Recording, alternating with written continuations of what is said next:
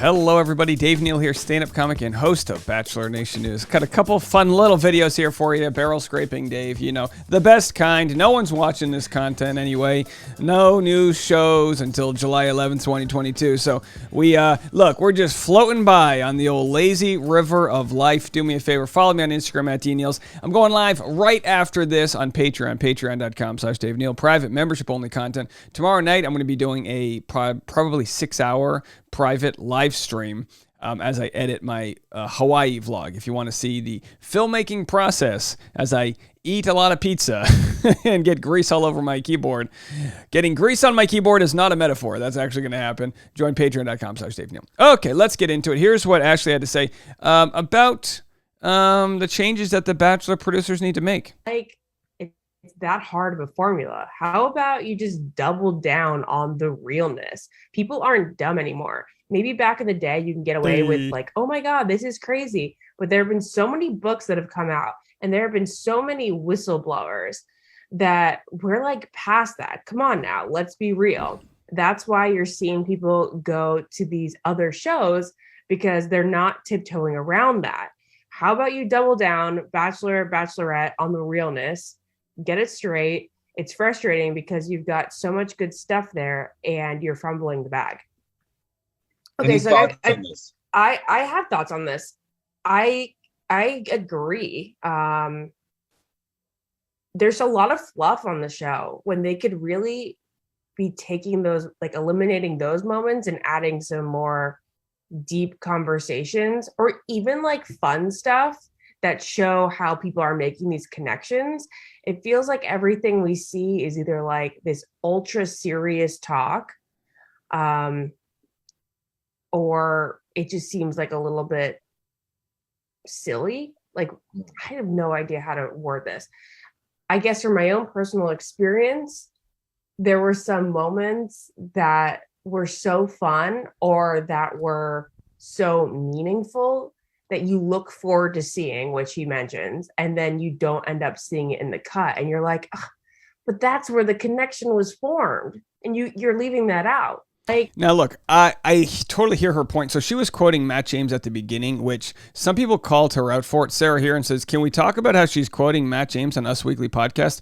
I believe she knew she was doing that. I'm pretty sure that was like she was... that was intended. They just didn't include the citation there. Either way, I could be wrong. It doesn't matter. But she's got a point. But like, look, people don't watch This Is Us because they think it's a documentary. People don't. There's certain shows that you like. It fulfills the entertainment and the drama that you seek out. Now, The Bachelor kind of operates in that middle ground where they pretend that it's real, and it is to an extent, but it's also curated. So how real is it? You know, it's like any show, Naked and Afraid. Yeah, I mean, it's all really happening, but there's probably a lot that goes on that you don't see. You know, take Survivor. Survivor's a real show. You think Jeff Probst isn't, smoking a stogie in his 5-star resort in between takes? You know what I mean? Anyway, but I love a good Survivor reference. Anyway, so that's that. But yeah, Matt James said this last week. Show something real. Matt calls out producer manipulation. I don't know. I mean, maybe they know something we don't. Maybe they know that they've edited real things together. Like, gosh, this is boring. You know, it's not a podcast. It's a 1 hour, 2 hours. How long is the show? A weekly show, so they gotta sell stupid. It's on terrestrial TV. The idea that and I'm not sticking up for it. I'm just being a little more sensible. The idea that The Bachelor is some failing show. It sounds like Trump. Oh, it's just some failing show. The ratings are down. The idea of that, it's sort of misrepresented by the fact that Netflix and other streaming platforms are available internationally. So The Bachelor is like a restaurant that can only serve a block, whereas, some other show, Selling Sunset can serve an entire world, That's the internet for you. So anyway, that's where they're at. Speaking of Selling Sunset, I had, by the way, this was a photo I just shared on Dave Neal's community. If it's a private group, but it's free to join on Facebook. This was Tasha and myself 8 years ago, jumping off the roof. A nice little, we did it right during the sunset. We got the shadows on the wall. Not too bad, my old pad over there. But I wanted to show this right here. Let's do a Selling Sunset reunion episode discussion. See below for spoilers. I'm not going to say anything now, but I got a hot takes on Chrishell, okay? If you want some of that, you can go get it over there. And anyway, some other things in the news. We've got Bachelor in Paradise, Joe and Serena nominated for Best Reality Romance, and no big deal. But anyway, when it came to this conversation, I was thinking about was Ashley stealing Matt James's thought on this, which I don't think she was. I think she was quoting him, and then it reminded me of this. And I'm just explaining this so you guys can understand my thought process here. It reminded me of this video that went viral this week of a Duke commencement speech stolen from Harvard graduate who grew up in Kuwait. Now, I don't know. I haven't even watched this, but let's just speaking of drama. Let's see if we can find what is, I guess, supposed to be one of the smartest people from a school blatantly plagiarizing. Let's just have a watch. If Harvard shut its gates, it could be its own country, just like the Vatican. That if Duke were to dig a moat around its perimeter and fill that with water, it could be its own tiny island nation, like Cuba or maybe even Sri Lanka.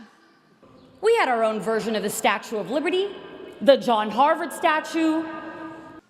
We also have our own version of Christ the Redeemer, the statue of James Buchanan Duke standing atop an octagonal pedestal to grace Able Quad. Our own embassies, the Harvard clubs of Boston. Look at this lady she's wearing the hat in the background, the goofy outfits. Look, I mean, golly. People do this, right? People cheat their way to the top. And London. Not her. After all, we are home to several consulates, Students of the Caribbean, Pakistani Students Association, Duke Africa, Jap. So what she's doing is she's basically taking every setup and punchline and just like changing around one thing so that it wouldn't look plagiarized, but it clearly is, right? The essence is stolen. Japanese Culture Club. This is fun. A tax collection agency, the Harvard Alumni Association. We also have an IRS with its surprisingly bubbly fleet of tax collectors, the Duke Alumni Association. By the way, I always feel bad for the person who's plagiarizing. I do, because I do, because I feel like it's this perfection mindset where you have to be so perfect that you can't come up with your own thing, so you're just going to rip somebody else off. You know, there's been people in Bachelor Nation accused of plagiarizing, birthday cards and things of the such. And it's like, I understand. It's like you want things to be perfect, a perfection complex. Let's normalize imperfection. An endowment larger than more than half the world's countries' GDPs. We also have the equivalent of the Federal Reserve, DUMAC, which manages an endowment larger than the GDP of 1/3 of the countries in the world. We also had our own diplomatic passports. Nowhere did I see this more clearly than at U.S. immigration at Boston Logan Airport. All Duke citizens also get diplomatic passports. Some random airport. Which are like sweet nothings to the ears of U.S. immigration. Believe me, I've tried and tested. Whenever they saw I was coming from the Middle East, what were you doing there? Why are you here? Why did God make you from the Middle East? Nice act out. Whenever I would be coming back from Pakistan, the questions would almost always run something like, first name, last name. That does not sound Pakistani enough. So how exactly did you concoct the scheme to be born to Pakistani parents in Pakistan? But I made sure I dressed like our overly proud Harvard dads. I would be sure to raid the Duke store, like our overly enthusiastic Duke moms and dads. Overly With proud, Harvard hat, overly Harvard enthusiastic. shirt, Harvard shorts, and Harvard underwear. Yes, we're talking Duke cap, Duke sweatshirt, Duke sweatpants, Duke sunglasses, Duke slides, and even Duke underwear. Wow. And as soon as they saw I was a citizen of Harvard, oh, you go to Harvard. Surely you must not be a national security threat. Welcome to America.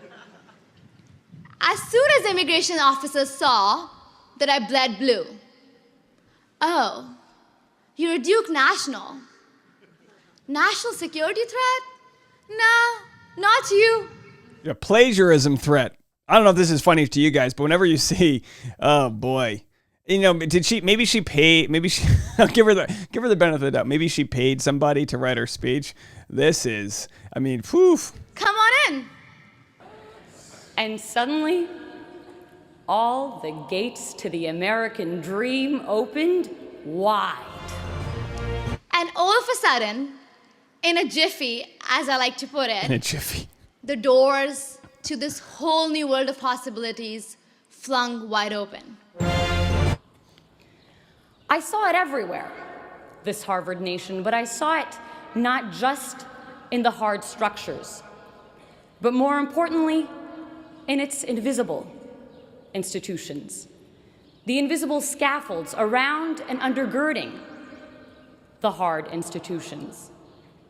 Soon, the overtly visible, the concrete institutions melted into the background, and the unseen wiring that holds our school together began to scream out loud. I saw it in the quarreling columns of the Crimson newspaper, its kung fu fights of ideas and lively student debates, with the potency to propel policy changes by the next morning's print. And the dissenting opinion pieces of the Duke Chronicle, ripe with the potency to make you rethink your beliefs. I saw it in our cluttered bulletin boards, bustling with life, You look excited. with announcements of student-led conferences, Broadway-worthy shows, and dorm room projects turned world's next Facebook, smothering each other for our cursory glimpse. Wrap it up. I saw it in my overly cluttered inbox, teeming with reminders of cultural showcases, student-led speaker events, and advocacy for any cause you can possibly imagine. There it is, folks. Don't plagiarize. Oh my gosh. Now what they have, so I'm assuming she was a valedictorian. I don't know. She was a high achiever. So now they're going to have to audit anything else she's done just to be like, hey, was your whole life a fraud? I don't know. Is that important to this story? Not at all. Are we filling time with interesting things? Absolutely. That's the barrel scraping method. That's the barrel scraping way. Go to Dave Neal Show if you want to catch some other content. I've got new Amber Heard, Johnny Depp videos. It's actually a pretty fascinating story if you haven't already. We just hit 12,000 subscribers over there, so we're doing our thing. No plagiarism. The only person I'm ripping off on the Dave Neal Show is the Dave Neal Bachelor Show. I'm just doing the same thing with a different background. All right, let me know what you guys think. We have more content coming your way. Live stream happening right now, 10 a.m. Pacific time, patreon.com/Dave Neal. Bye, everybody.